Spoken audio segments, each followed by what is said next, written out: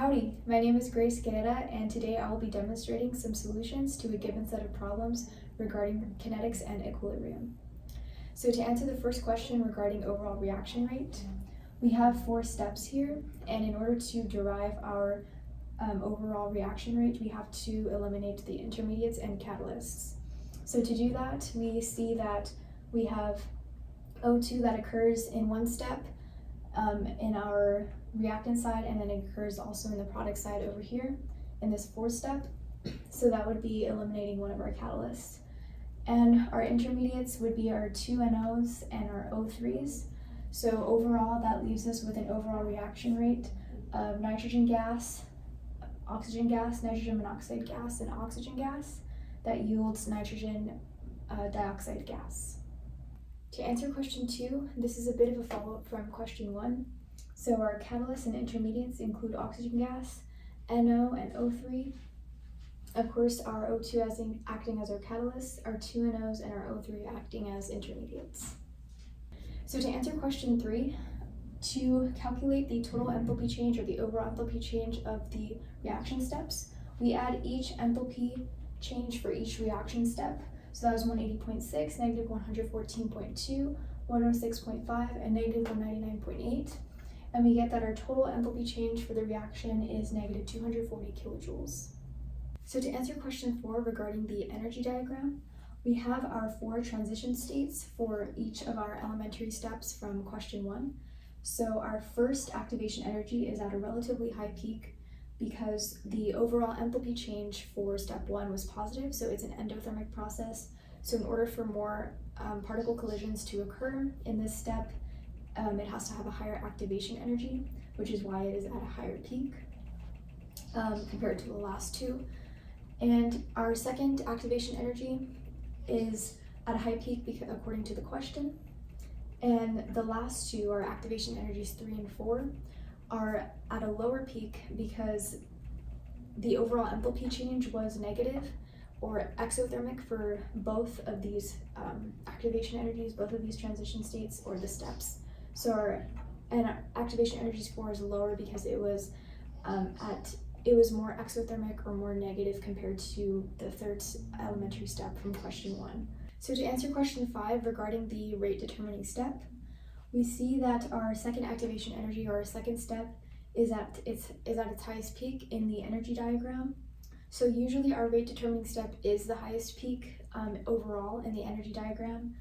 And this is because in order for a reaction to proceed, this activation energy barrier has to be overcome.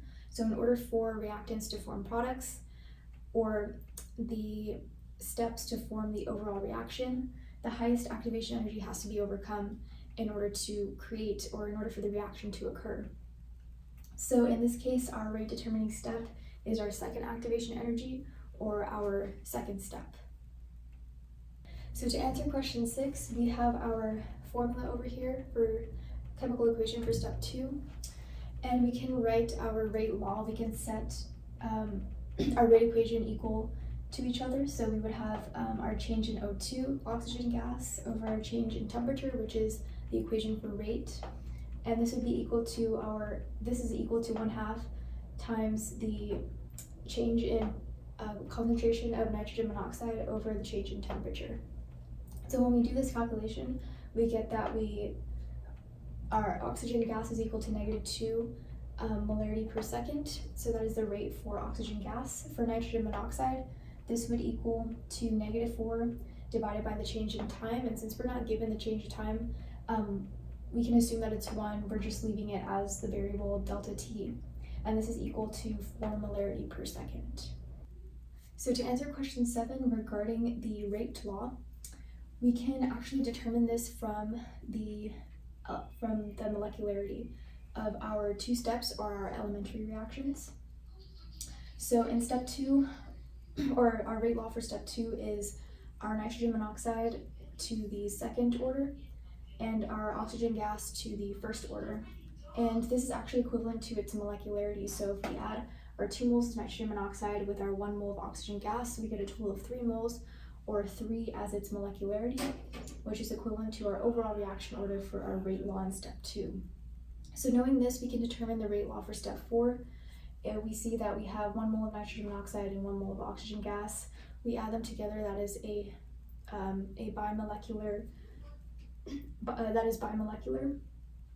and this will lead to our rate law for step 4, which would be a first order in nitrogen monoxide and first order in oxygen gas for a total, or for the rate law to be KNO3 times oxygen gas. Answer question number 8.